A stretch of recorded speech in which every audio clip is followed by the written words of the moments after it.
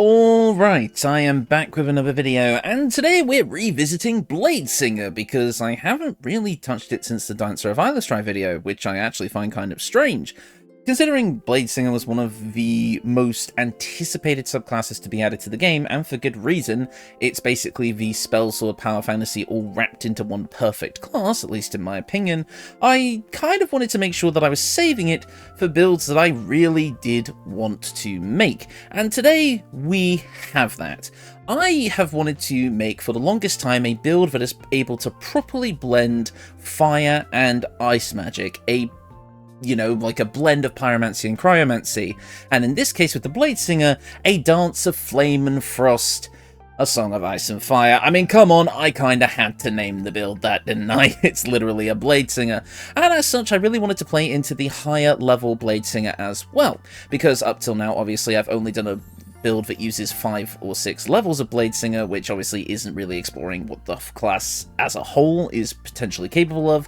So with a very little multi-class step, we're mostly going to be focusing on Bladesinger today and just seeing what it can do for us. And while the concept for this build is simple, the execution I think is rather interesting, as with the use of the equipment and such like that, we'll be employing some strategies that you guys might not expect to really make the fire and the ice feel like it blends together and isn't just a fun theming. They actually are going to have some mechanical synergy that gives us some benefits by the time this is done, which is going to feel really fun, at least in my opinion. So I hope you guys enjoy this one.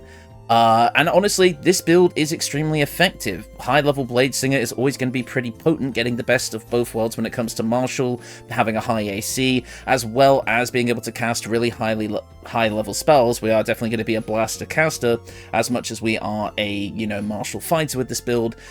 It feels great. It feels very fun to use, so I really do hope you guys enjoy this one. So, let's get into the build. First up, we are going to be kicking things off as a fighter. I want Constitution saving throw proficiency to make our con saves just that little bit better. And as such, starting with fighter is going to give us access to a bunch of stuff, like proficiency with all weapons and armor, which is nice, although we are obviously limited with Bladesinger, to a few martial weapons and light armor, of which we are actually going to be wearing clothing with this build. If you couldn't tell, it's for mechanical benefits, I promise. As well as we're also going to get access to shields again, which we also can't use. But we are going to get second wind for a little bit of healing. Not much, because we're not going to be going too high in fighter, obviously. But it is just going to give us that nice little buff at level 1. One of the things we really want from this, though, is our fighting style, in which case we're going to be taking 2-weapon fighting. 2-weapon fighting is going to allow us to make an offhand weapon attack using our ability modifier for the damage, basically just allowing us to wield an offhand weapon if it was a main hand weapon, because this is going to be a dual-wielding build using fire and ice weapons, which is going to give this kind of a potent, unique playstyle compared to my other Bladesinger build, where we only used 1 weapon. This actually really does help the playstyle out, and is going to make this feel very fun in practice. Now, on to the ability scores. Strength is at 8 because we don't need it. Dexterity is at 17, not because we're going to be bumping this up with a half feat, but in order to make these stats work the way I well and truly wanted them to, we are going to use Auntie Ethel's hair in this build, which I know is kind of a contention point for a lot of people, but I really did want to get our dexterity to 20 in this build so that we have a very high AC, so that we don't have to worry about getting hit as much for the sake of maintaining concentration on our spells, and going for the highest AC possible did feel great. So getting Auntie Ethel's hair for this build, while I usually don't like to make this decision for people in builds anymore, because obviously it is down to roleplay and whether people would actually want to take that deal, I do like the idea of this character being a sage type of wizard who is all about learning as much as they can, and I think if they're offered the ability to try and test out a hag's magic, they're absolutely going to give it a go, which is why I felt like Auntie Ethel's hair could be justified. I mean, you can always justify it in build making, it's just a gameplay mechanic if you are just playing the game without really too much roleplay focus, but obviously most people on this channel like to focus on the roleplay. In which case, I do think you can play this build with a 16 dexterity. You'll just be ending this build with less dexterity than you otherwise would have, as well as less AC. But that means you could technically put your points into Constitution here and maybe find a way to bump up your Constitution a bit later on. Perhaps with a half feat or something like that, if you want better HP and concentration saving throws. You are going to have to kind of play around with the stats here and decide what you want to do. but the version of this build that I tested did use Ethel's hair for a +1 in dexterity, so feel free to change that up if you like. It's not 100% necessary, it just make the build just that bit better, and you do kind of feel the difference. Constitution is at 14. This is as low as I can kind of let it be. I would like this higher if we could, and of course if you make this yourself, there are obviously ways to do this depending on the equipment and such that you choose, but otherwise I do think Constitution at 14 is fine, because it is going to be pretty good for maintaining concentration on our spells as long as we're not getting hit all of the time, in which case obviously our high AC and high dex saving throws are going to make that the case. Intelligence is at 16, obviously, because it is our main spellcasting modifier. Wisdom is at 8. I never like putting Wisdom at 8 on my builds, but really here, I do kind of think it's justified. And Charisma is at 10 to at least give our performance checks something, because we are a Bladesinger, as well as if we are going to be playing this build, we most likely are going to be the face of the party. I went for a high half-elf on this build to get the Friends cantrip as well, and also because elves obviously have like a relation to blade singing, so for that you can take the Friends cantrip, which can help you be the face of the party as well. Otherwise you can kind of pick any intelligence-based cantrip. It's basically just a free extra wizard cantrip for us. Moving on to our skill proficiencies, obviously I've taken these things here. We've gone for the Sage background, giving us Arcana and History, as well as we have Acrobatics here because that felt like that made sense for a Bladesinger, and I've gone for Intimidation so that we have at least one Charisma-based skill. Otherwise, feel free to pick something else. Right, that's level 1. At level 2, we're going to get Action Surge from being a fighter, and this feels amazing on this build. Obviously, this being the 2014 rules as a base in BG3, we can use Action Surge with spells, meaning that for the purposes of this build, we can cast a big fire spell and a big ice spell in the same turn using Action Surge, which I actually really like on this build. It feels really cool to drop like an ice storm, knocking everyone prone, and then throwing a fireball into it so they have like disadvantage on the saving throw, and it's just like whoa, and everything blows up. It's so fun, and it feels like a really fun and interesting combo, which really does feel like it makes the build tie together. You can also do that with haste as well, which we will have available to us on this build. But then imagine haste Action Surge going absolute Nova with cold and fire spells. It's pretty cool, I will say. So Action Surge feels like a kind of a must on this build. Now, you could go to fighter level 3 for a subclass if you want to. Eldritch Knight would feel right at home here. Battlemaster could give you some extra maneuvers if you want. Arcane Archer could give you some ranged options if you like. Entirely up to you. And then go for level 4 for a feat if you don't care so much about having as much Bladesinger levels. But I am going to go as high in Bladesinger as I can here because I really do want to show off the class in full and what it can be capable of. So let's hop on over to Wizard. Wizard is going to get access to 3 cantrips, and of course I want Firebolt and Ray of Frost, our 2 main fire and ice cantrips. Firebolt dealing its 1d10 of damage, and Ray of Frost dealing a 1d8, but also being able to reduce a target's movement speed. Now, let's talk about the elephant in the room, Booming Blade.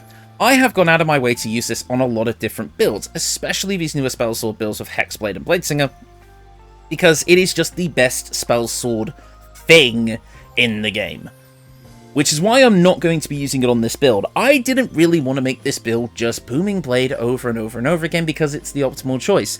And of course this is about fire and ice, so it doesn't really feel fitting to just slap Booming Blade on here because it is the strongest. So we're going to be leaving it behind today as a purely thematic choice, but otherwise you can pick it up if you so desire. So, otherwise, we can move on and grab something else, and I quite like Mage Hand here. Again, it is the quintessential wizard spell, it has a lot of utility in this game, and I just like having it, so we're going to go with Mage Hand instead. Moving on to our spell choices. First up, we got Mage Armour. We do need this on this build, as it is going to give us the ability to use our clothing with a higher AC, which we do want, and we're going to be coming out of this build with a 20 AC base, which feels pretty damn good. Speaking of AC, let's also grab Shield. I know we use Shield all the time, but trust me, it's amazing on this build. We're also going to be grabbing Chromatic Orb, a all-stop shop for our elemental damage, fire and ice both being possible here. Although I am still going to take Burning Hand and Ice Knife, as I feel like Ice Knife's ability to do piercing damage and create surfaces feels very cool, and I love the idea of flavouring this as a Bladesinger covering their weapon in ice and then like swinging it and the ice just flies off in like the shape of their sword. I don't know, feels kind of cool. And burning hands to deal big fire damage in a cone in front of us. That leaves us with one final spell choice, and honestly it's entirely up to you. Magic Missile, obviously a bread and butter skill for most wizards. Find Familiar, always a fun flavour spell. Disguise Self, great for roleplay. You've got so many options here. I do like Longstrider for the extra movement speed, so I think I will take that as an overall buff, but otherwise if you have someone else in the party that has this, you can just take whatever. And I will say that these are probably the spells I would take at level 1.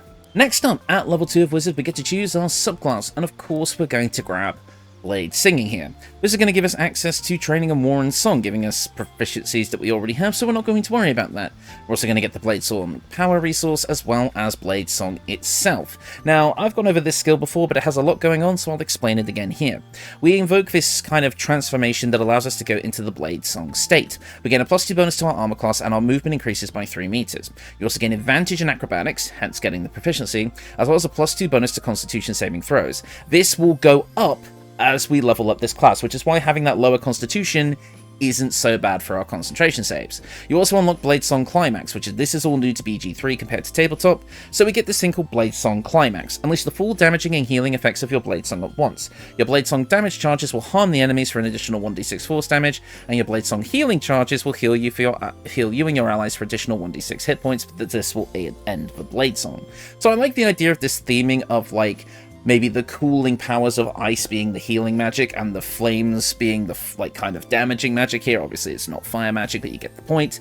But basically, the Blade Song charges, there are 2 different kinds.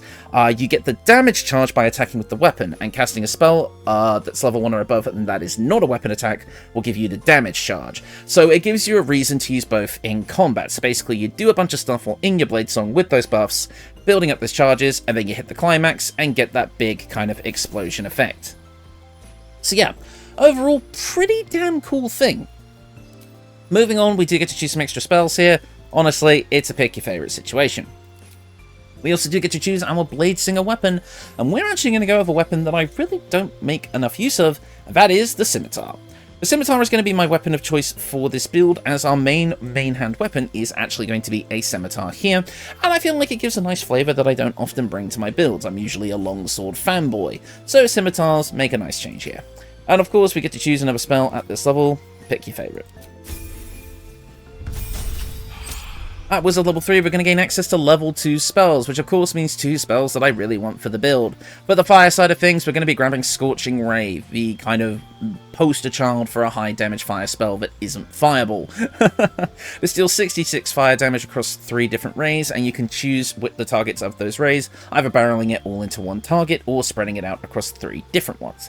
And obviously this is a very powerful fire spell, and it's going to be really useful for the build. For the ice side of things, however, we are going to be going for Misty Step, allowing us to teleport around the battlefield in a cloud of freezing mist.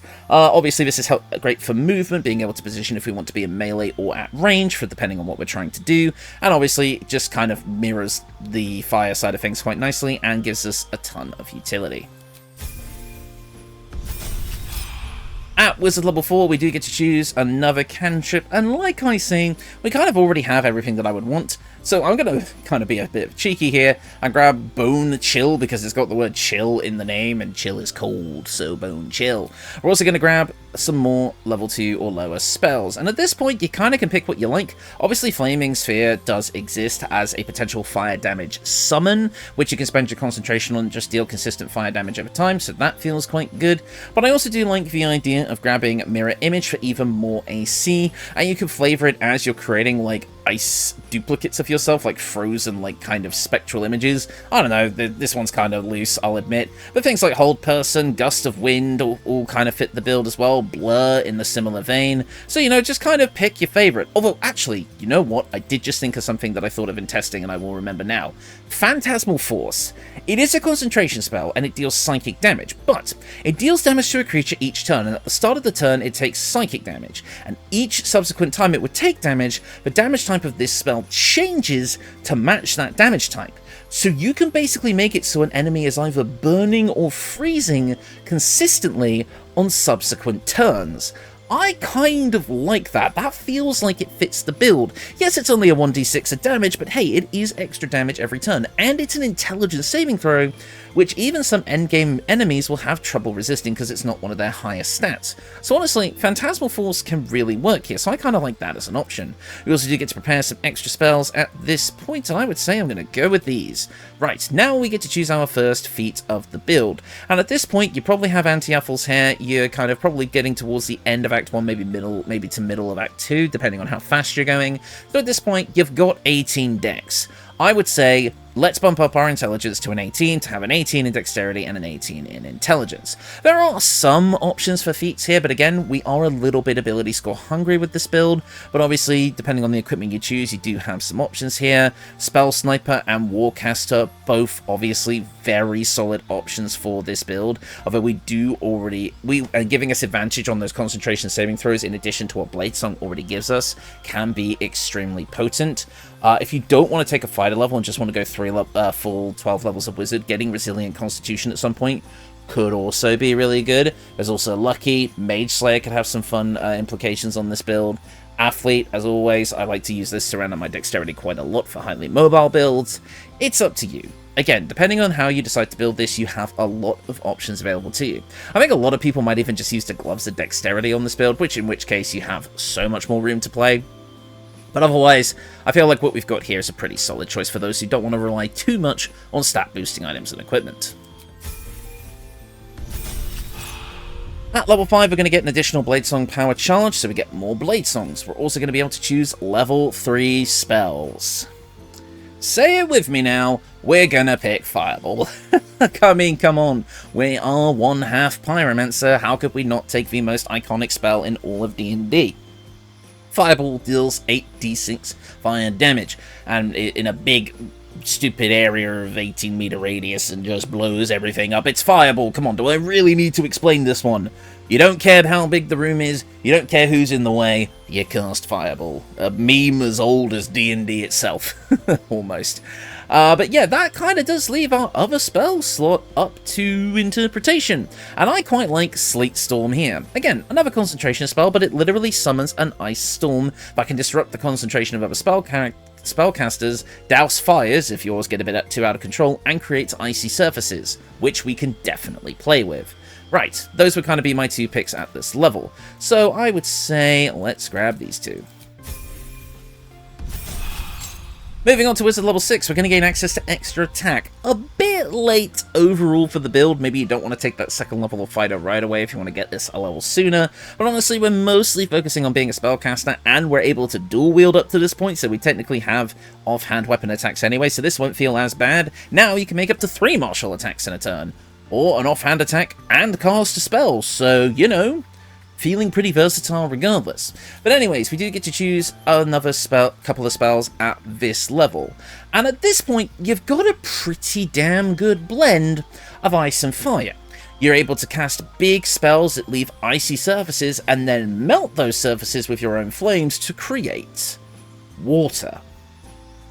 Water. What can we do with that? Well, I think this character being quite a learner, yes, they have mastered their craft, weaving their Bladesong into songs of flame and ice and all that sort of thing, but what if we added a new element into the mix? What if, seeing this potential that we have in our strategy, we develop a new part to our Bladesong? The lightning part. Lightning bolt allows us to deal 8d6 lightning damage in a line, but if our targets are wet, they will take double damage, and we will have the opportunity to do this very, very easily. As well as, if we cast lightning on enemies standing in water, those surfaces become electrified, dealing even more damage to them. We'll have to try and avoid that ourselves, so lightning bolt is definitely something you're going to be firing off at range, but when it goes off, and it goes off in the right situation, it's going to feel pretty potent. It's an interesting way to be like, okay, I cast ice, I cast fire, and then I finish it with a lightning bolt, and it like just all explodes, and it has mechanical synergy, and it feels amazing. We're also going to grab haste, because of course we are. It gives us a +2 to our armor class, making us even more defensive. We gain 2 actions per turn, allowing us to cast even more spells or do even more martial attacks. And again, think about it this way: fire, ice, action surge, fire, ice, lightning. and it all just comes out perfectly in the wash. You're mixing, you know, martial attacks, stepping back, blasting. It feels amazing in practice. It's what this build does really, really well, so I highly recommend this combo. So let's grab, I would say at this point we could probably drop Phantasmal Force. We obviously have better concentration options now. Yeah, there we go. That's what we're looking at. At Wizard level 7, we're going to gain access to level 4 spells, and you know what that means.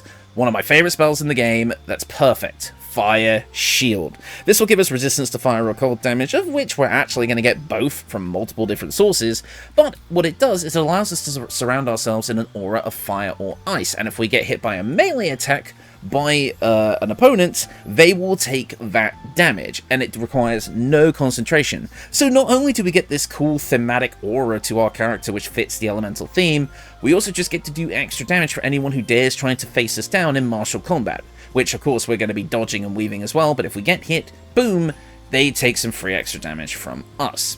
Which leaves us also with Ice Storm, a massive damaging spell which can deal 2d8 bludgeoning damage plus extra cold damage and create icy surfaces as well. Absolutely one of the best ice spells in the game.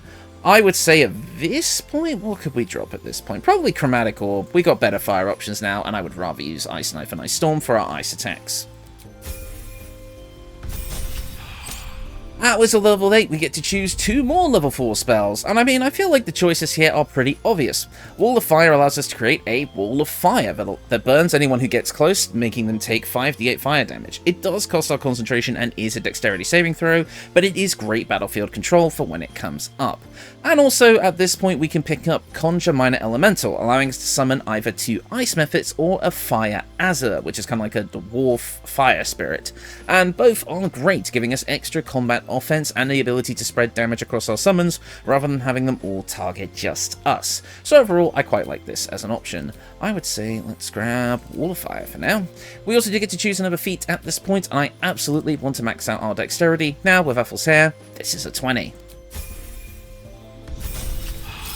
At Wizard level 9, we're going to get an extra Blade Song charge and access to level 5 spells. The 2 that immediately jump out to me are obviously Cone of Cold, which deals 8d6 cold damage in a cone in front of us. Basically, one of the big damaging spells for ice, although it is a constitution saving throw, so be wary of that. A lot of ungained enemies are pretty good at those. But also Conjure Elemental, allowing us to summon either a fire or a water elemental, the water elemental having ice attacks and the fire elemental having, you know, the really good stand-up comedy skills, but you get the point, right? So obviously Conjure Elemental is going to give us even more offensive pressure, feels very, very on theme. Now we can have 2 backup dancers, one from Minor Elementals, which is, you know, could be fire from the Azure, like I show in the combat footage, and one that is a, you know, Ice Elemental. So honestly, this feels kind of fun. I really like this at this level. At our final level of the build, we're going to be a Bladesinger 10, giving us access to Song of Defense. Whenever we take damage during our Blade Song, we can expend a spell slot to subtract 5 damage per spell slot. This can make us pretty tanky, but in my testing, I didn't find myself using this feature all that much. I much prefer to save my spell slots, especially the higher level ones, for the big spells. If I'm not using my lower level spell slots so much, and maybe in higher endgame encounters where obviously you would have this, then cutting 5 or 10 or maybe even 15 damage here and there does feel kind of good, but for such a late game feature, especially one that is basically using our main resource, it feels kind of I kind of would have preferred if this was a once per short rest reaction that, like, we kind of just got like a resistance to the damage type of that damage, kind of like absorb elements. If it was like a once per short rest absorb elements or something that worked for all damage types, then I think I would like it more, but I don't know. I don't feel like I use it that much, but it's there for people who want to give it a shot. Moving on, we do get to choose another cantrip, and I won't be tempted by the dark side. Let's grab Shocking Grasp. Instead, of course, now we get to choose some more spells, and we kind of already have everything that I would say I want for this build.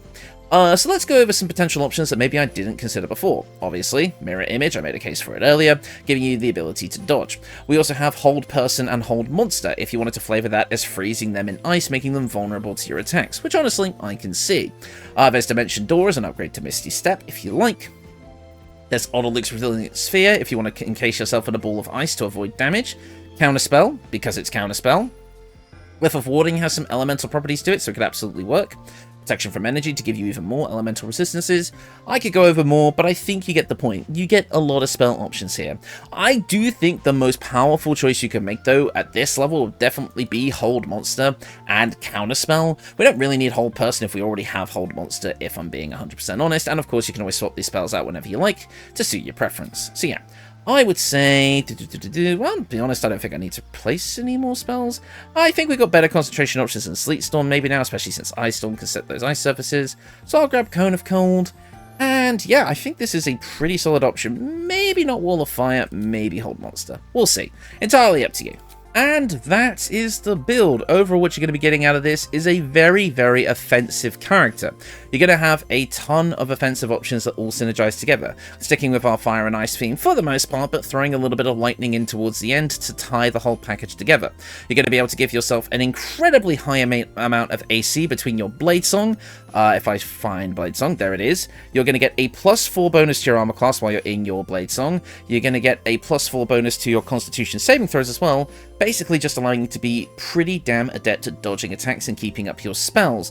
If we were able to push our intelligence a bit higher, which obviously using item shenanigans you probably could, maybe even some Mirror of Lost stuff, you could make this build even stronger. This is not a fully optimized version, this is just a version that I've created that everyone can use with relative ease, but those of you who know how to optimize things and know what items you'll have available to you in your run, well, you can make this even better, which is insane to me, because it's already pretty damn strong. You've got a high amount of maneuverability, as well as, like I say, you're just very good at defense and offense. I'm just going to turn the character around, because you always have to recast mage armor after respecking, which is a bit of a pain in the butt. But yeah, you've got powerful offensive options, like I say, Action Surge giving and Haste combining to give you a big damage round. You even have Arcane Recovery to help refresh your spell slots as well, to fuel your Blade Song features, like Song of Defense or your other spells. Again, being a high-level wizard feels very, very good. The only thing I'd say we're really suffering from is that kind of squishy HP. 80 at max level is not a lot, but again, the whole point is that we're not getting hit. Because if we stack Blade Song, and just for the sake of showing it off, I'll stack Haste on as well, we're sitting at 26 AC, which, without any of that extra stuff, is around 20. So that's pretty damn good. I would say we've got some pretty spectacular stats here. And I love this pose. Look at the pose with the dual-wielding Bladesinger. It looks awesome. Again, we also have utility in the fact that we have the Conjure Elemental spells as well to give us even more battlefield presence on us, and even a slight dash of self-healing if we need it in a pinch. So yeah, overall this build just does a little bit of everything, and it does all of those things pretty goddamn well. So let's take a look at the equipment, and I can show off exactly how this build is made even better with the theming. So first up, I need to just quickly slap our actual weapon on here, because for some reason the game unequipped it. Oh, because I chose a Bladesinger weapon earlier. That's why. So first up, we have, for my weapons of choice, we have Kerwin's Cauterizer. Kerwin's Cauterizer deals an additional 1d4 fire damage, as well as, on a hit, the target will start burning unless it succeeds a con save, so we can inflict burning as we kind of go around dealing passive fire damage with our basic attacks. This is a +1 scimitar, so I actually recommend buffing it with the Drakethroat Glaive, which I did in my testing, and I actually found buffing it with cold damage really added a nice cool effect of the blade having both blue, ice, and red fire on it, as well as splitting up those damage types to cover multiple potential resistances. Also felt pretty good. It felt really good against the Steel Watchers, in which the cold damage still went through fully while the fire damage did get resisted. So I would say Drakethroat Glaive is an absolute must on this build. If you have a sorcerer in the party that can twin cast it for both of your weapons, absolutely do that as well. But otherwise, we couldn't do this on this build without external help, so I just kept it on the one weapon, which I used it on the main weapon, and it felt very, very good, giving this weapon a nice damage bump. Of course, though, this is the Act 3 option, so in the early game, I like the Speedy Reply, which I've never recommended on this channel before. But whenever you hit an enemy with your attack, you gain momentum for 2 turns. Basically giving you an extra bit of movement speed per every stack of momentum you have, which feels very in line with a Bladesinger, and since it's a scimitar, it fits the theme of the build. When you get into the late game though, you can pick up the Cold Snap as your offhand weapon. It comes with an extra 1d4 cold damage built in, and while it's in your offhand, whenever a creature misses you with an attack, it must succeed a con save with a DC of 13 or become chilled, which makes them vulnerable to cold damage but resistant to fire damage. This effect is removed by the burning condition, so basically as long as you stick to cold damage, you can actually apply double damage from your cold spells. This won't go off a lot because again that DC 13 con save, it's going to be pretty easy to save against for most enemies in the late game, but obviously being able to inflict it where you can, and then just go boom with bigger ice spells I should say, will feel pretty damn nice. Obviously this will end as soon as you try to hit someone with fire, but it's whatever. You also gain a +1 to your armor class just for having this in your offhand, contributing to our massive 20 AC base, which eventually leads to that 24 to 26, which is very, very, very nice. For an early game dagger though, you don't really need a dual wielding weapon until you get to the late game, but if you want one in the early game, I've always liked the Susa dagger for the silence effect, and maybe even like the ritual dagger as well if you want like bits of extra damage and such like that. Honestly, any early game dagger will kind of work if you really need something in the offhand, but you honestly don't until you get your hands on the Cold Snap. Otherwise, if you want something other than the Cold Snap, Rhapsody would also be very good because it buffs both your melee and your spell stuff. So honestly, pick your favorite here, but Cold Snap obviously fit the theme of the build the most. Moving on, we have the Darkfire Shortbow here because of course we do. It gives us resistance to fire and cold damage, which we obviously want for this build, as well as the ability to use haste once per long rest without needing to cast a spell slot. I mean, I know I overuse this bow, but it is just so good for this build that if I ignored it, I feel like it just wouldn't make sense. And again, that resistance just fits the build too damn well, so I definitely think it's a must here. Moving on to our equipment. For our hat, we have the Pyro Quickness Hat. Whenever you deal fire damage with a leveled spell, you burn yourself and gain an additional bonus action this round. Obviously, this makes our dual wielding way more effective. However, this build in particular, this is a double-edged sword. Obviously, we have pretty good concentration saving throws, and the ability to dodge most attacks to avoid even having to make those checks.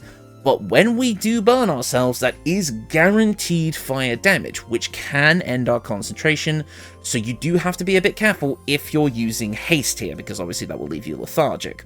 For your other concentration spells, probably not a huge deal most of the time, and this build isn't very concentration focused, haste and maybe hold person if you decide to bring it really being the only things, so in 99% of cases this isn't a problem, but if you really do need that extra boost from haste in this fight, you might want to be careful with using the Pyro Quickness Hat. Otherwise, you do have another option in our earlier option, which is the Hat of Fire Acuity. Whenever you deal fire damage, you'll gain Arcane Acuity for 2 turns, giving you a bonus to your spell attack rolls and spell difficulty class for each remaining turn, meaning your spells more likely to get their full power out. So you can stick with that if you don't feel like you need that extra bonus action, but I will say that extra bonus action for 2 offhand attacks plus Misty Step as well, being able to teleport even more freely and still make attacks, it feels very, very good. So I do think the Pyro Quickness Hat makes the most sense overall if you're willing to risk that caveat, which I'll admit, in my testing, you will have seen in the combat footage, I dropped concentration at the end, not at the end, at the very start, but honestly, I just wanted the build to be honest, I wanted the showcase to be honest. It can happen, and it happens to the best of us all the time. Moving on, for the cloak, kind of optional, but I thought I'd include it, the Vivacious Cloak. You gain up to 8 temporary hit points whenever you cast a spell while in melee. So for this, I think it's actually pretty interesting. So us being a Bladesinger, we're going to be casting spells in melee, probably quite a bit. So being able to get a little bit of extra tankiness each time we do, honestly feels pretty good. And with how much we're going to be dodging, that temporary HP is going to be sticking around, so it actually does feel substantial. Now, the bane of my existence, the Wave Mother's Robe is my robe of choice for this build. It does give us resistance to fire and cold damage if you don't want to use the Darkfire Shortbow on this build, so you're still going to get that by the end game.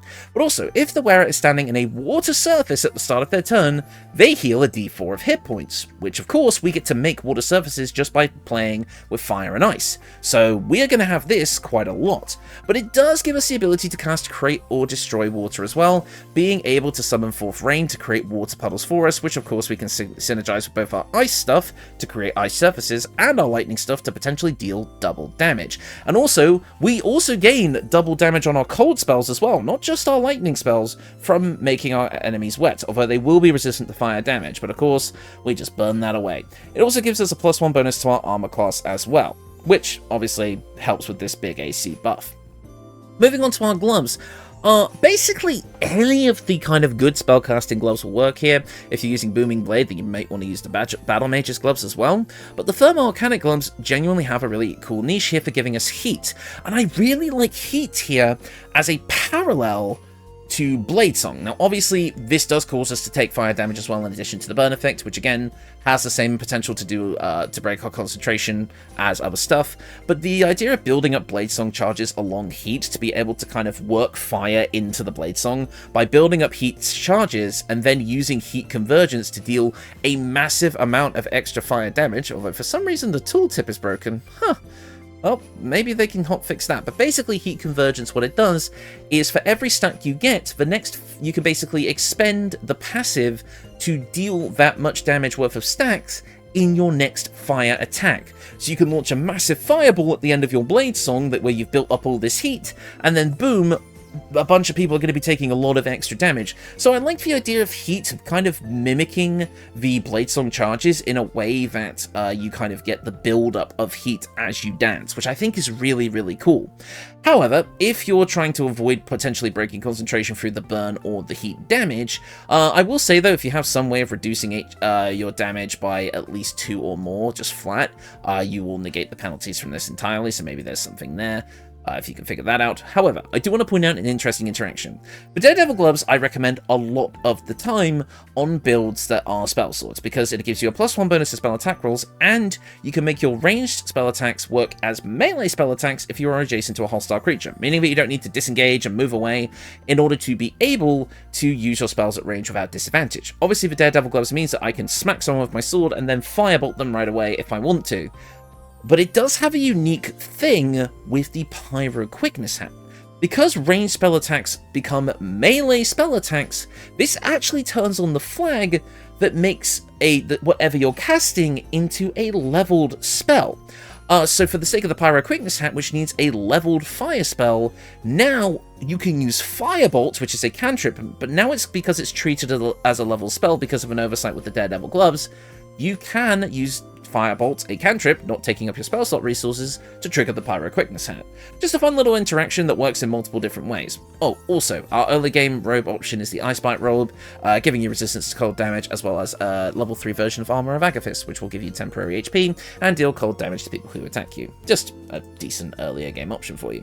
And finally, yes, we're using the Disintegrating Nightwalkers. I know we're revisiting all of the classics with this one, but this one was kind of necessary on this build. It makes it so that we don't slip on the ice that we create, as well as giving us an extra Misty Step per short rest. I mean, it's great to go around making all these ice surfaces that we will just slip on ourselves and lose concentration on our spells because we'll be knocked prone, so this stops that from happening. Kind of a requirement on this build, and the fact that Misty Step also kind of fits like that ice theming, like I said, I kind of had to bring it to the table.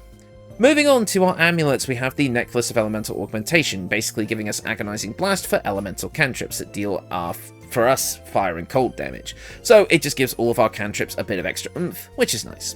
Speaking of cantrips, of course I'm bringing the Ring of Arcane Synergy here, how could I not? Allowing us to basically use our cantrips to give us Arcane Synergy, which will then allow our weapon attacks to deal additional damage equal to our spellcasting modifier, making us even more powerful. And finally, the Snow Burst Ring. Whenever we deal cold damage, we also create a circle of ice around the target, allowing us to use a simple cantrip like Ray of Frost to be able to create those ice surfaces that we love so much. And also if we make water surfaces, just a quick cast of Ray of Frost will turn the whole thing to ice with this ring, so it's pretty damn potent. But really, I would say this one is definitely the most optional one here, so feel free to change this one out, but I like the theming here, so I decided to keep it. For the camp clothing for this build, it is vanilla camp clothing, because I really obviously didn't want to run around in the Wave Mother's robe, because I personally really don't like how over-sexualized it is. So, for our camp clothing, we have the Eminent Obsidian Outfit and the Tanner's Delight, both obtainable, I think, around Act 3, but obviously most people mod these in anyway now, and coloured in the pale orange dye, which is also vanilla, to give us this orange and blue look, which I felt fit the fire and ice theming rather nicely. But yes, that is everything, and I know it's not exactly the most, creative concept in the world, but honestly with the equipment and how the levels and abilities synergize with each other, and I don't know, I just feel like it's a really cool build. If you're looking to get into Bladesinger and want a strong theme that maybe you're not so much into the D&D lore and something like the Dancer of Eilestrai is a little bit too complex, this can be an amazing build to get you into the idea of playing a Bladesinger wizard.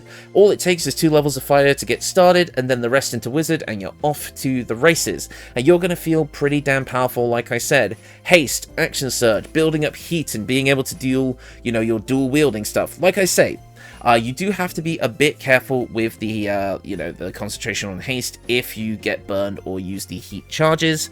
Again, there are pieces of armor in the game. Maybe you don't want to use the Wave Mother's Robe. There are pieces of clothing that immediately come to mind, like the Bone Spike armor, which does a flat damage reduction for you, which would completely negate that penalty, and also allow you to counter with a little bit of damage when you're attacked. Maybe stack that with Fire Shield. That could also be an option, but I did like the Wave Mother's Robe more thematically, for the mechanical benefits that it gives, and nothing else. If I really wanted to show off the Wave Mother's Robe, it would be in the thumbnail, but I have more integrity than that, god damn it.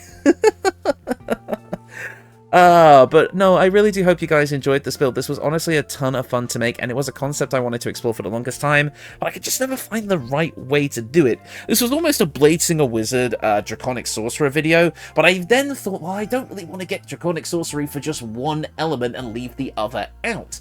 But I felt like this actually created a happy medium that made a better use of Bladesinger, which was the focus of the build, and made it more interesting overall. But yeah, like I say, feel free to play around with some of the equipment here, stats, mirror floss. This can be made better, and it's already really good. So, you know, for you optimizers out there who like to make the most powerful thing possible, you've got room to play. Right, that is going to do it for me. Thank you all so much for watching, and I will see you all next time. Goodbye.